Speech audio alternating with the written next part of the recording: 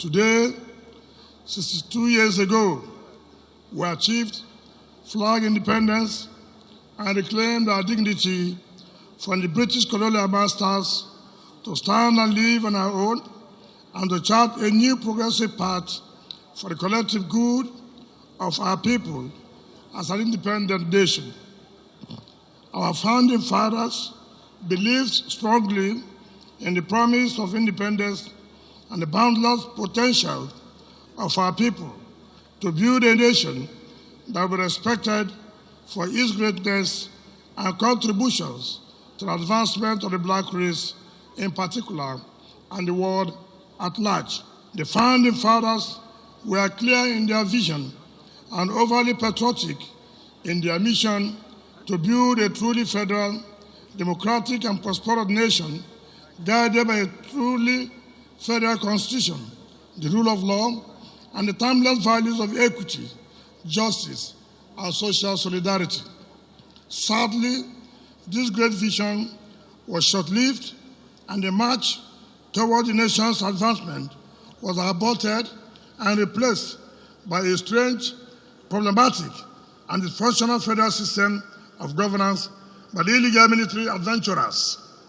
Although we have been a constitutional democracy since 1999, deliberate constitutional distortions, institutional weaknesses, and widespread corruption continue to prevent us from enjoying a robust democratic practice, including free and fair elections, the rule of law, and social justice from taking root in our country. This is not to say that Nigeria has not made any progress as a nation. Certainly, we have achieved some visible developmental strides and economic progress as Africa's largest economy.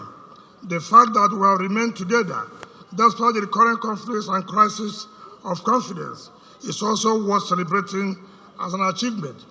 But after 62 years, Nigeria deserves more than what it has achieved, and Nigerians likewise deserve more than what their leaders have delivered to them with the country's enormous natural and human resources. Over the last 7 years, the economic and social conditions of our country keep deteriorating under the all-progressive Congress-led government, which is totally lost in what further measures to take to free or ameliorate the predicaments they have visited on Nigerians.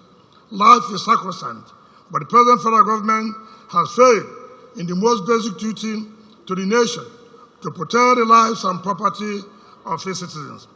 Under their watch, infrastructure across all sectors, including roads, education, and healthcare, has collapsed. Tertiary education has remained comatose for over 7 months, and with no employment opportunities, the federal government continues to toy with the future of the youth. Healthcare delivery is a nightmare across the country, with ordinary citizens unable to access necessary medical services. Crime and physical violence are almost out of control across the country. No one and nowhere, including schools, churches, and mosques, is safe anymore, as everyone now lives in fear, agony, and limitations. And with compulsive corruption, insecurity, low export earnings, protracted forex crisis, and economy so close to bankruptcy, the untold suffering and hopeless future among Nigerians will continue if something is not done to improve the quality of political leadership in our country. Nigeria's current economic, social, and security situation can rapidly be resolved with new leadership that is courageous, decisive, purposeful, and able to take the country in a new direction that will curb corruption, stop unsustainable debts, and drive economic growth to create jobs and prosperity for all citizens. At 62, our country and our people deserve access to sustainable economic opportunities, a friendly business environment, stable and affordable energy, gainful employment, quality and affordable healthcare and education across all levels, an effective public transport system, food security, and a better quality of life, not the hardship, sufferings, and the hopeless future of the present.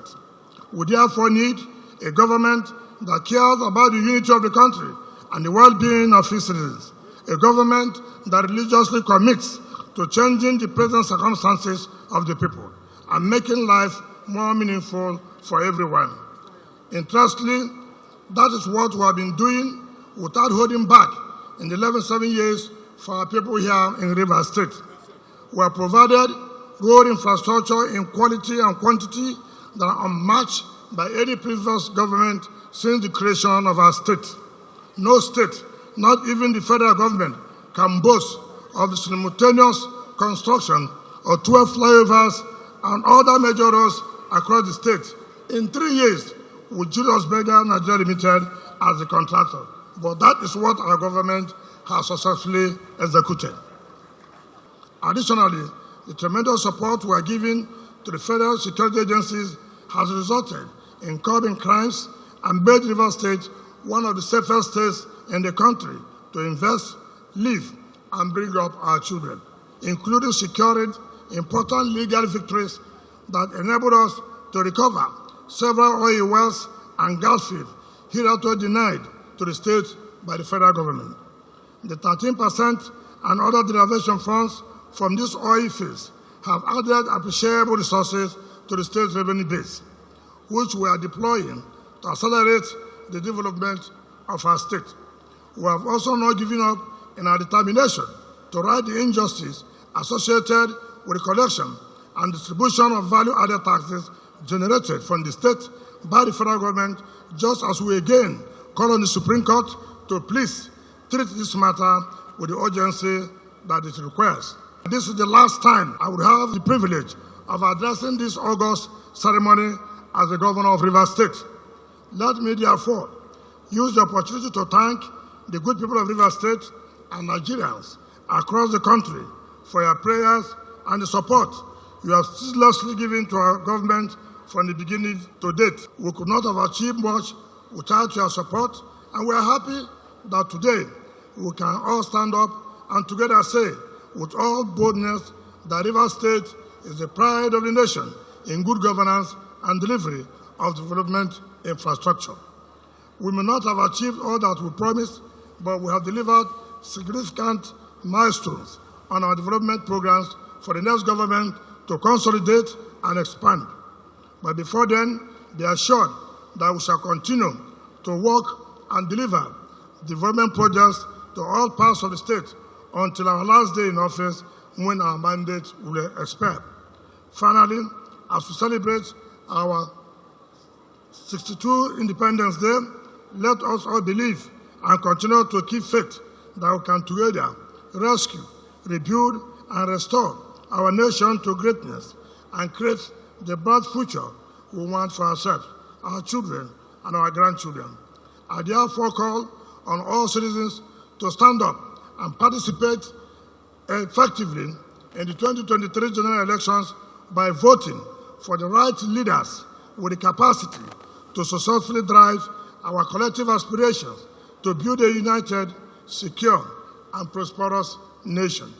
We further call on the Independent National Electoral Commission to save our democracy by fulfilling its promise to ensure that the votes of Nigerians count. Thank you for your kind attention as I wish you all Nigerians a happy 62 Independence Day. May God bless our nation, Nigeria.